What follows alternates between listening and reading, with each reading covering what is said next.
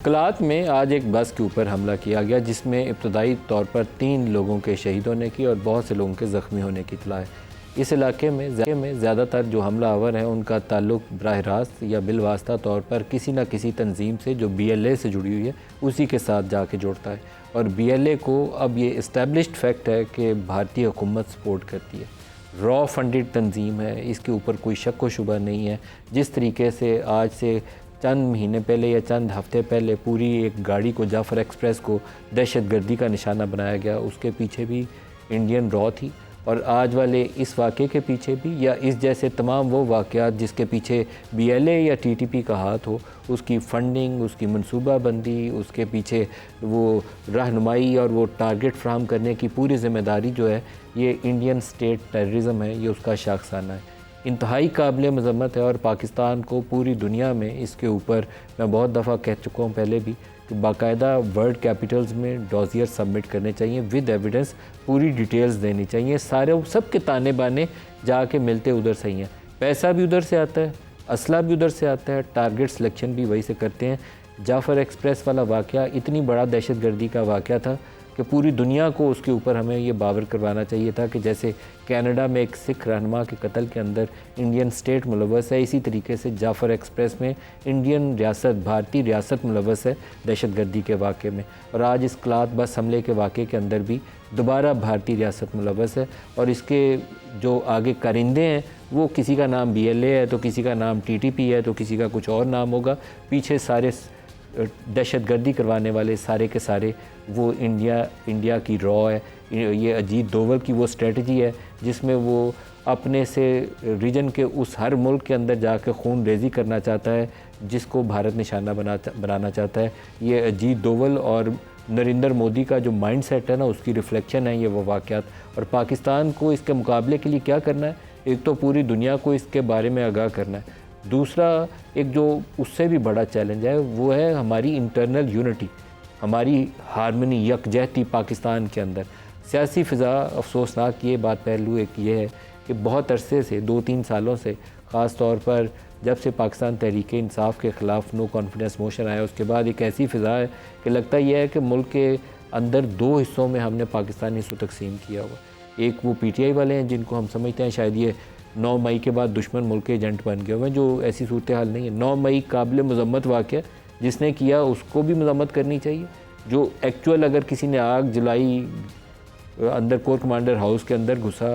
جس نے GHQ کے اندر جا کے تخریب کاری کی، اس کو سزا بھی ملنی چاہیے، لیکن اس کی خاطر پوری آدھی قوم کو تو ہم نشانہ نہیں بنا سکتے۔ لیکن ہماری عدالتوں سے فیصلے بھی ویسے ہی آ رہے ہیں جس سے لگتا یہ ہے کہ ان کو سٹیم رول کرنے کا وقت آ گیا ہے، کیونکہ اب ہم بہت تگڑے ہو گئے ہیں، حکومت کا خیال یہ ہے کہ وہ بہت تگڑے ہو گئے ہیں، انڈیا کے ہم نے 6 جہاز گرا دیے تھے، اب تو کسی کی فکر ہی نہیں ہے، ان کی سیٹیں بھی لے لو، ان کو انڈیپینڈنٹ کر دو، KP گورنمنٹ بھی ان کی گرا دو، تو اس سے وہ معاشرے کے اندر وہ جو تقسیم والا پہلو ہے نا وہ دوبارہ کھل کے سامنے آئے گا، جو چیز کسی وقت ہمارے ہاتھ سے نکل سکتی ہے۔ انڈیا اور پاکستان کی یہ مختصر سی جو جنگ تھی، اس کا ایک فروٹ یہ تھا کہ پوری قوم اکٹھی ہو گئی تھی، 25 کروڑ لوگ اکٹھے ہو گئے تھے۔ ویسے تو جنگوں میں قوموں کا نقصان ہوتا ہے، لیکن پاکستان میں وہ 2.5-3 سال کی تقسیم ایک دم سے غائب ہو گئی، اور 25 کروڑ لوگ جم کے کھڑے ہو گئے کہ اچھا ہم سارے کھڑے، فوج کے ساتھ کھڑے ہیں، فوج کے پیچھے ہم کھڑے ہیں، تو فوج اس سے مضبوط اور توانا ہو جاتی ہے۔ لیکن ابھی والی تقسیم جو ہے اور جو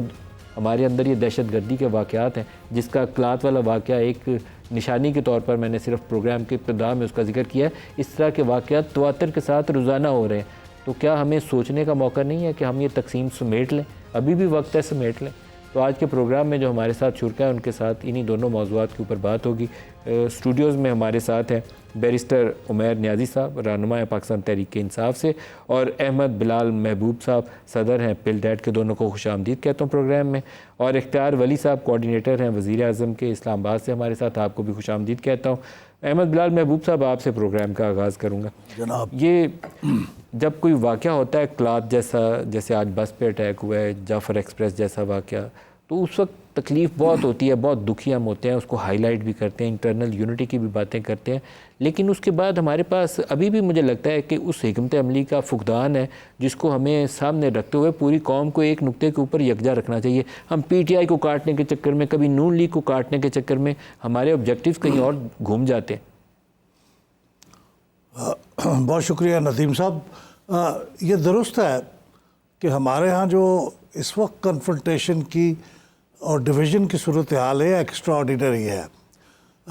دنیا میں کسی بھی ملک میں ایسا نہیں ہوتا کہ کوئی اختلافات نہ ہوں یا آپس میں چپکلش نہ ہو. بڑی شدید مخالفتیں بھی ہوتی ہیں. امریکہ جیسے ملک میں بھی جہاں اتنی سیٹل ڈیموکریسی ہے وہاں پہ بھی ایک کشمکش جاری ہے. انڈیا میں بھی چل رہی ہے, ہمارے ہاں بھی ہے. لیکن ہمارے ہاں تھوڑی سی ایکسٹرا آرڈینری بات یہ ہے کہ یہاں پہ ایک پارٹی جس نے 2008 کے انتخابات میں تمام مشکلات کے باوجود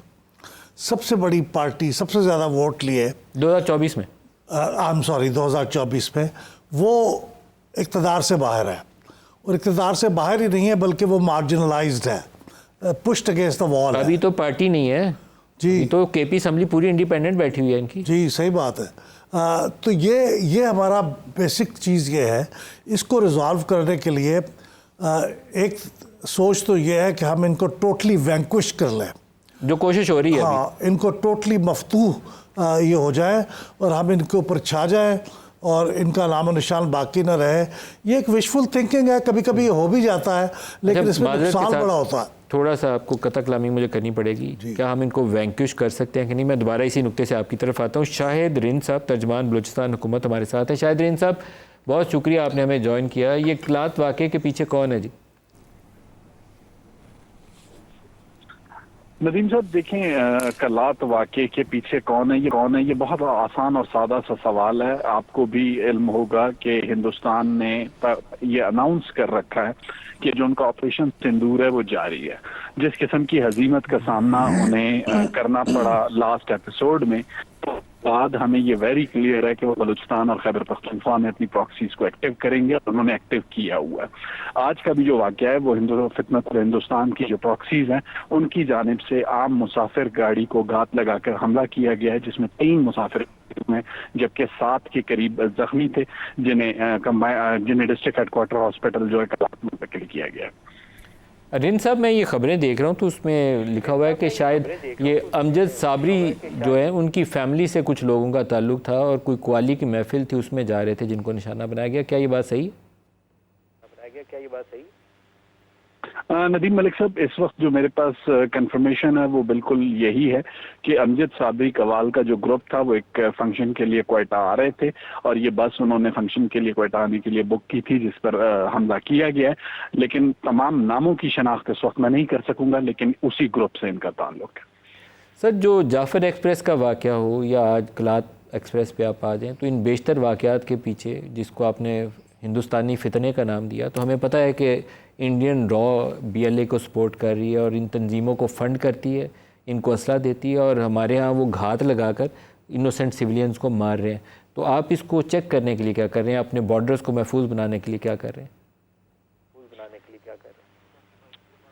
ملک صاحب, ایک چیز دیکھیں, ہمیں تھوڑا سا اس بات کو ایڈریس کرتے ہوئے جب ہم یہ سوال پوچھتے ہیں کہ ہم کیا کر رہے ہیں, معذرت کے ساتھ ماضی کی یہاں جو حکومتیں رہیں انہوں نے جو اپیزمنٹ کی پالیسی لی اور خاص کر کچھ پولیٹیکل پارٹیز نے ایک کنفیوژن فیڈرل لیول کی بلوچستان کے معاملے کو لے کر, اس کی ایک چھوٹی سی مثال آپ یہ لے سکتے ہیں کہ نیشنل ایکشن پلان تیسرا ایسا بڑا ڈاکیومنٹ تھا جس پہ تمام پولیٹیکل اسٹیک ہولڈرز کا اتفاق تھا. اس میں ایک ایسی ایمبیگوٹی رکھی گئی اور مرکزی جماعتوں کو, کچھ کاؤنٹرس جماعتوں نے اتنا کنفیوز کیا کہ ریلیجیس ایکسٹریمزم کو تو دہشت گردی کی ڈیفینیشن دی گئی, لیکن جو بلوچستان میں دہشت گردی تھی اس کی کوئی ڈیفینیشن نہیں دی گئی. اور ماضی میں یہاں جو صوبائی حکومتیں رہیں ان کا ایک موقف یا ان کا ایک رویہ یہ تھا کہ یہ دہشت گردوں اور سیکیورٹی فورسز کی لڑائی ہے. یہ پہلی مرتبہ ہے جب موجودہ صوبائی حکومت اس بات پہ بہت واضح ہے کہ پروونشل ایکشن پلان ہم نے اپنا ترتیب دیا ہے نیشنل ایکشن پلان کی طرز پر, اور پہلی مرتبہ ہول آف دا نیشن اور whole of the institution approach کے ساتھ اس دہشت گردی کی جنگ کا سامنا کیا جا رہا ہے.